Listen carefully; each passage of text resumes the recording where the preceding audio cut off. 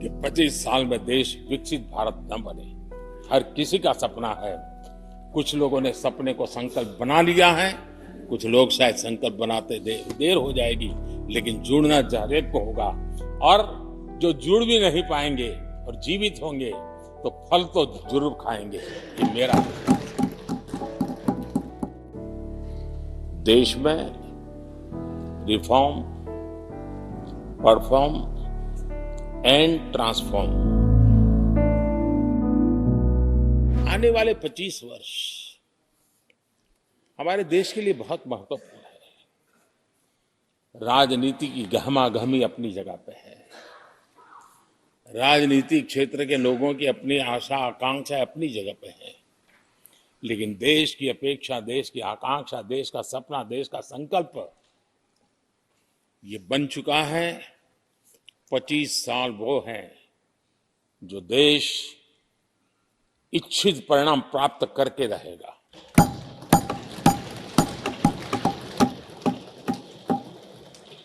आज राम मंदिर को लेकर के इस सदन ने जो प्रस्ताव पारित किया है, वे देश की भावी पीढ़ी को इस देश के मूल्यों पर गर्व करने की संवैधानिक शक्ति देगा। कि हर किसी में ये सामर्थ्य नहीं होता है कि ऐसी चीजों में तो कोई हिम्मत दिखाते हैं, कुछ लोग मैदान छोड़ के भाग जाते हैं, लेकिन फिर भी भविष्य के रिकॉर्ड को देखेंगे तो आज जो व्याख्यान वो हुए हैं, जो बातें रखी गई हैं, उसमें संवेदना भी है, संकल्प भी है, सहानुभूति भी है और सबका साथ सबका विकास के मंत्र को आगे बढ़ाने का उसमें तत्व भी। हमने ट्रांसजेंडर को एक पहचान दी है। अब तक करीब 16-17 हजार ट्रांसजेंडर को उनका आइडेंटिटी कार्ड दिया गया है, ताकि उनके जीवन को, और मैंने देखा अब तो मुद्रा योजना से पैसे लेकर के छोटा मोटा वो बिजनेस करने लगी, वो कमाने लगी है। पद्मा अवार्ड हमने ट्रांसजेंडर को दिया है, एक सम्मान की जिंदगी जीने के लिए। सरकार से जुड़ी अनेक योजनाओं का लाभ जो अब तक उनको मिलता नहीं था, मिलना प्रारंभ हुआ है। वो सम्मानीय जिंदगी। आदरणीय अध्यक्ष जी, बहुत विकट काल में हमारा समय गया, क्योंकि 1.5-2 साल कोविड ने हमारे पर बहुत बड़ा दबाव डाला, लेकिन उसके बावजूद भी 17वीं लोकसभा देश के लिए बहुत उपकारक रही है, बहुत अच्छे काम किए हैं। लेकिन इस समय हमने कई साथियों को भी खो दिया है।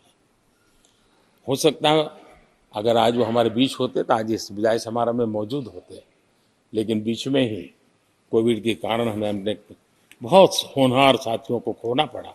उसका दुख हमेशा हमेशा हमारे रहेंगे। आदरणीय अध्यक्ष जी, 17वीं लोकसभा का अंतिम सत्र और अंतिम आवर ही समझ लीजिए है। लोकतंत्र और भारत की यात्रा अनंत है,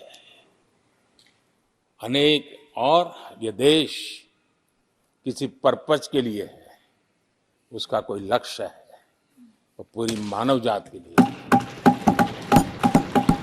चाहे श्री अरविंदो ने देखा हो, चाहे स्वामी विवेकानंद जी ने देखा हो, लेकिन आज उन शब्दों में, उस विजन में सामर्थ्य था, वो हम आंखों के सामने देख पा रहे हैं। दुनिया जिस प्रकार से भारत के महात्म्य को स्वीकार कर रही है, भारत के सामर्थ्य को स्वीकारने लगी है, और उसको, उस यात्रा को हमें और शक्ति के साथ आगे बढ़ाना है। आदरणीय अध्यक्ष जी, चुनाव बहुत दूर नहीं है।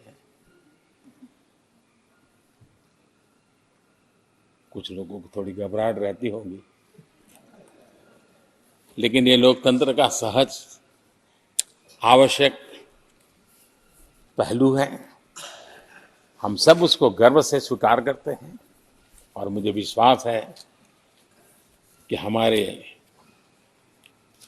चुनाव भी देश की शान बढ़ाने वाले, लोकतंत्र की हमारी जो परंपरा है, पूरे विश्व को अचंभित करने वाले अवश्य रहेंगे, ये मेरा पक्का विश्वास है।